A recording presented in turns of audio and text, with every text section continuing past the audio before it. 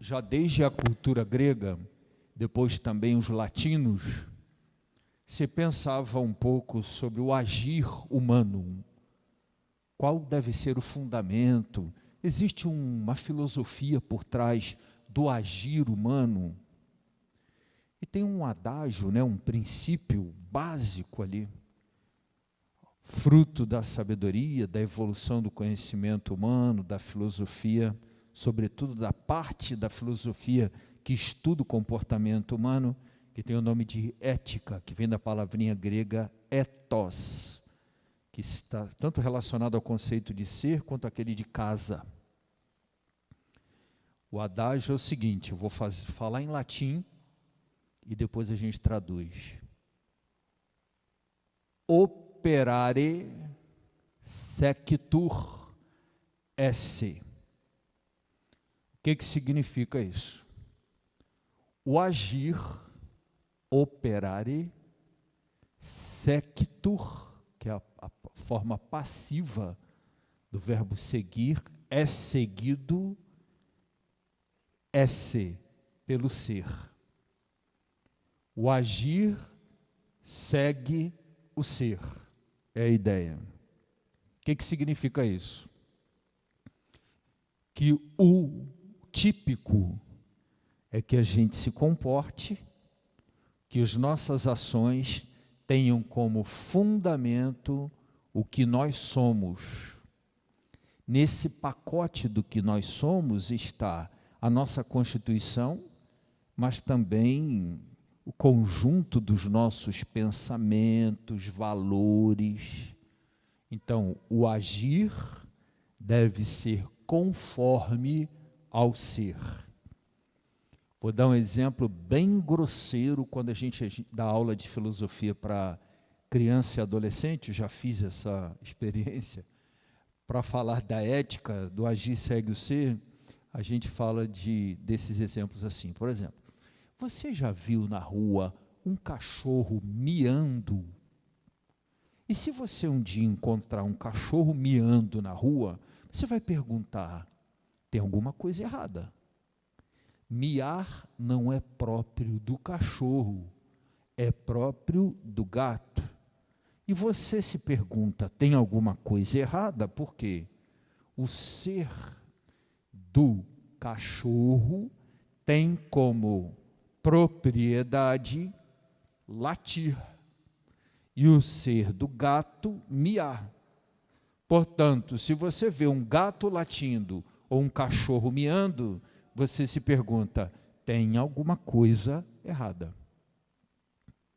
Assim como a gente não costuma ver, exceto nos filmes da Marvel ou nos filmes, né, de super-heróis, um homem voando sem o auxílio de tecnologia e de aparelhos. Todas as tentativas deste sentido, sem esses recursos, terminaram mal. Porque não é próprio do ser do homem voar. Assim como a gente não costuma ver um passarinho ou um pássaro estudando, dando aula, ou mesmo desempenhando uma atividade própria da condição humana. Eu acho que eu já me fiz entender, né? O agir segue o ser. Isso vale para a nossa estrutura física, material, né? A gente chama de physis, a ética de Aristóteles chama assim. Isso vale para a nossa estrutura psico-mental, né? Então, as nossas ações do ponto de vista do ser seguem nossos valores, nossa constituição. E quando é diferente, então tem alguma coisa errada. E se tem alguma coisa errada, esse desencaixe a gente chama de incoerência. Tem alguma coisa fora do lugar, né? Desencaixada. E isso vale também para a nossa espiritualidade. E é aqui que eu quero chegar. A espiritualidade que está sempre assim, muito casadinha, muito imbricada, muito interpenetrada, né? Muito ali numa trama, com a nossa estrutura psicoemocional. Sempre muito, embora sejam coisas distintas, mas elas, do ponto de vista prático, estão sempre muito ali entrelaçadas. Então, vamos lá. Quando Jesus, no Evangelho de hoje, diz assim, ó, não adianta uma pessoa dizer Senhor, Senhor, mas do ponto de vista de suas ações, desdizer aquilo que, do ponto de vista da sua fé, diz. Jesus está exatamente sinalizando para essa incoerência entre o ser cristão e o agir não condizente com o ser cristão. Jesus amplia esse conceito quando ele diz assim no Evangelho de hoje, mas aí você, quando morrer, vai chegar lá à porta do Pai e vai dizer, mas eu rezei tantos terços, eu fui tantas vezes à missa, eu jejuei, eu fiz isso, eu fiz aquilo. E aí Jesus diz, pode ser que o Senhor, do lado de dentro, quando você bate a porta do lado de fora, que Ele te diga assim, eu não te conheço, não posso abrir a porta para você, não te conheço, como quem diz assim, ó, aqui não é lugar para quem não viveu essa continuidade entre agir, ser e agir, agir e ser do ponto de vista da fé. O que significa isso? Tem lá o seu valor, claro, e a sua importância, que, por exemplo, eu participe da missa, tenha momento de oração e encontro com Deus, retire um tempo para o meu estudo bíblico, mas isso deve me fazer, do ponto de vista das ações, igual ou melhor do que era antes de começar a viver isso. Ou seja, o Senhor, Senhor que eu digo, deve ser um elemento que incrementa, que melhora, que aperfeiçoa, que aprimora minhas ações. A prática do bem, a generosidade, a caridade, a maneira como trato as pessoas, os julgamentos que faço interiormente das pessoas. Jesus, então, está hoje denunciando essa possível incoerência entre o ser e o agir, que vale para as relações que digam respeito à nossa constituição física, mas também para nosso psicoemocional e espiritual. Do ponto de vista da nossa estrutura psicoemocional, eu acho muito interessante.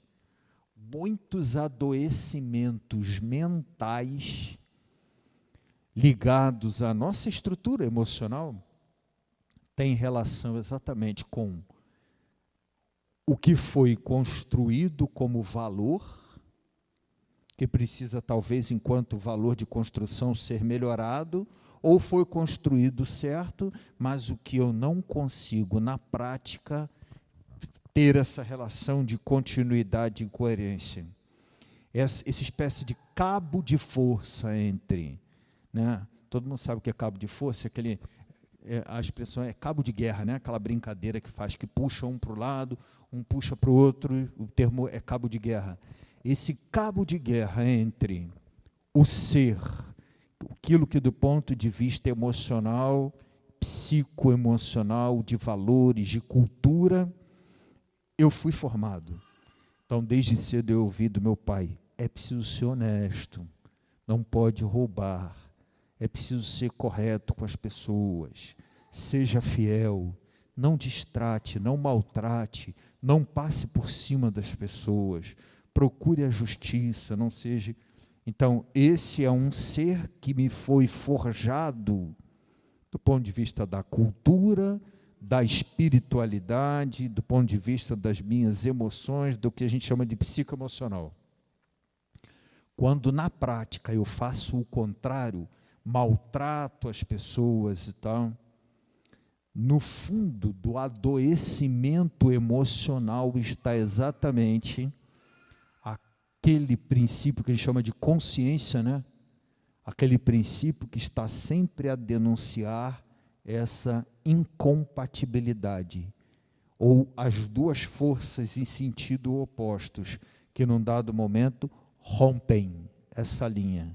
E aí a falta de comunicação entre elas acaba adoecendo os dois extremos, adoecendo as duas pontas, ou as duas forças distintas. Não sei, talvez eu tenha complicado um pouco no meu exemplo, né? Mas isso vale também para a nossa vida espiritual, né?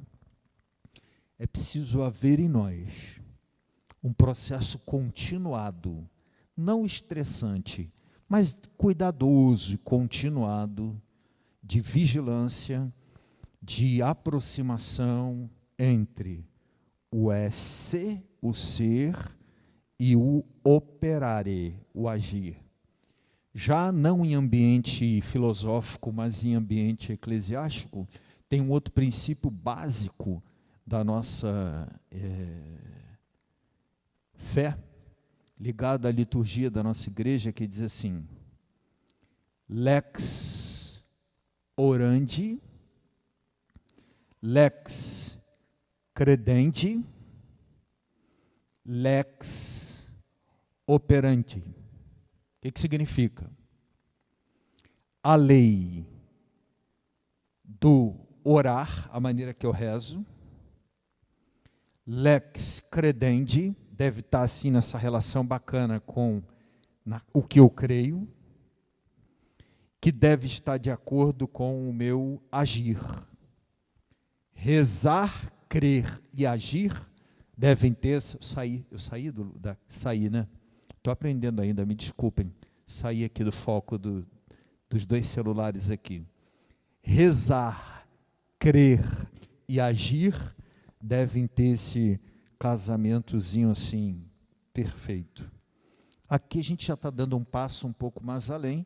A gente saiu propriamente da ética filosófica e foi aqui para o campo propriamente da teologia, mas existe uma linearidade muito clara, uma continuidade ali muito interessante para a nossa reflexão. Esse esforço por garantir essa continuidade é um esforço por garantir a nossa sanidade. A nossa saúde mental e espiritual, ela é tão melhor quanto eu estou atento a fazer essa linha aí bem retilínea, né? No sentido de ser e agir, ser e agir. Quanto mais isso é retilíneo, você veja que na primeira leitura, Joaquim, o rei de Israel, era um rei que exteriormente, aparentemente, era um homem que cumpria as suas obrigações, embora muito jovem ainda. Mas nas ações, não. O texto diz que nas ações Joaquim se revelou desde muito cedo um camarada injusto, mau. E por isso se abate sobre ele a desgraça pessoal, familiar e depois de todo o povo, que foi um dos momentos mais duros da história de Israel, que exatamente a invasão de Nabucodonosor a Judá, né? E o exílio babilônico.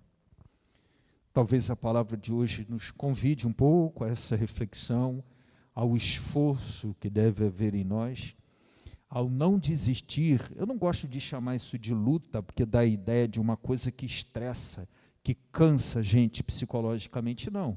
Vamos chamar de um aprimoramento, semelhante àquela coisa da academia, no pain, no gain, quer dizer, sem dor não ganha, né? Sem dor não se evolui, sem aquela coisa sem o esforço não se evolui, para que haja exatamente esse esforço nosso de aproximação dessa continuidade entre aquilo que eu creio, que eu rezo, e a maneira como eu vivo.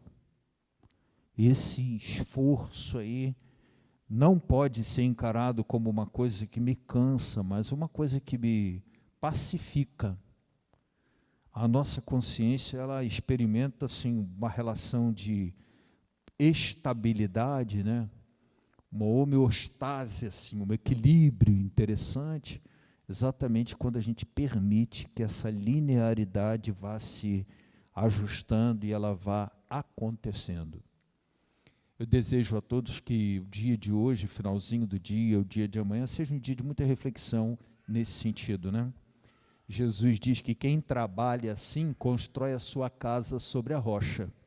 Aí pode vir o vento, pode vir a chuva, pode vir... É o evangelho de hoje, né? Quem se comporta desta forma, na linearidade do ser e do agir, está construindo sua casa sobre a rocha. Fundamentos consistentes, fortes, sólidos, um alicerce firme do ponto de vista das emoções, das ações e da espiritualidade. Que Deus nos abençoe e vamos colocar hoje diante de Deus, nossa procissão, no canto das ofertas, aquilo que a gente enxerga que ainda não é linear entre nosso crer e agir.